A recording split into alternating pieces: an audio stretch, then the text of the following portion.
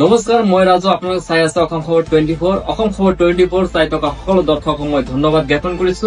এই মুহূৰ্তত এক গুৰুত্বপূৰ্ণ খবৰ আহিছে। ই-শ্ৰম কাৰ্ড থকা সকলো ব্যক্তি লাভ কৰিব 3000 টকা।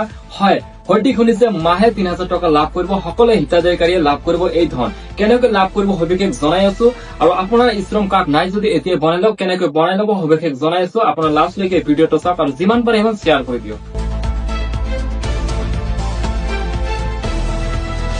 Ministry of labour and employment start হৈছে 2021 বৰ্ষৰ পৰা আৰু ইয়াতে পেঞ্চন বেনিফিটটো চাওক 30,000 টকা অৰ্থাৎ 3,000 টকা আপুনি মাহে লাভ কৰিব আৰু ইয়াতে এজ লিমিট হৈছে 60 পৰা 59 ইয়াৰ্ছৰ ভিতৰত আপোনালোকে বনাব পাৰিব আৰু এইটো অফলাইন আৰু অনলাইন দুয়োটা বনাব পাৰিব। তাৰ পিছত আপোনালোকে কেনেকৈ বনাব সেইটো সম্পূৰ্ণ চাওক এবাৰ।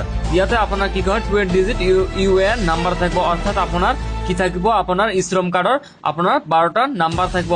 প্ৰথমে আপুনি ভিজিট কৰিব ই-শ্ৰম পৰ্টেলত ভিজিট কৰাৰ পিছত আপুনি step 2 click on the register on e-Shram option under the option stop solution tab অৰ্থাৎ আপুনি এই ইয়াতে ক্লিক কৰিব, নিউ বুলি লিখা আছে platform worker register on e-Shram. ইয়াতে ক্লিক কৰাৰ পিছত আপুনি কি কৰিব, আপুনি ষ্টেপ 3 যাব। ষ্টেপ 3 কি কৈছে, enter the Aadhaar link mobile number.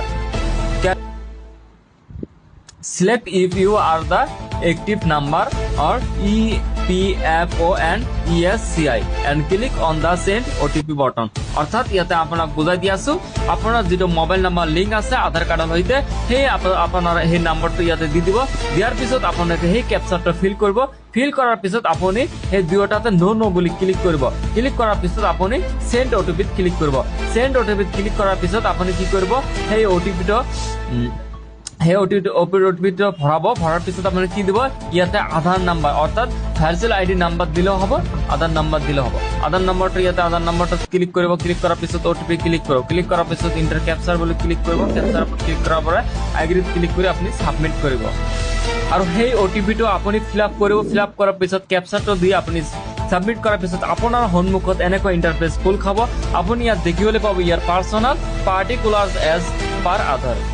ইয়াতে ক্লিক কৰাৰ পিছত আপোনাক ইয়াতে personal information, address, education, qualification, occupation and skill, banking details সকলো ইয়াতে ফিল আপ কৰিব। ফিল আপ কৰাৰ পিছত প্ৰথমে আপোনাৰ এনেকুৱা ইন্টাৰফেস খোল খাব। আপোনাৰ ইয়াতে দেখিব নাম, ডেট অফ বাৰ্থ, জেন্ডাৰ। আপুনি কন্টিনিউ টু ইন্টাৰ আদাৰ ডিটেইলছত ক্লিক কৰিব। ক্লিক কৰাৰ পিছত আপোনাৰ এনেকুৱা খোল খাব পাৰ্সোনাল ইনফৰমেশন মতে আপুনি ইয়াতে কি পাৰ্সোনাল ইনফৰমেশন দিব, marital status, mother name, social category, blood group ইয়াতে দিয়াৰ পিছত আপুনি নেক্সট স্টেপত আহিব।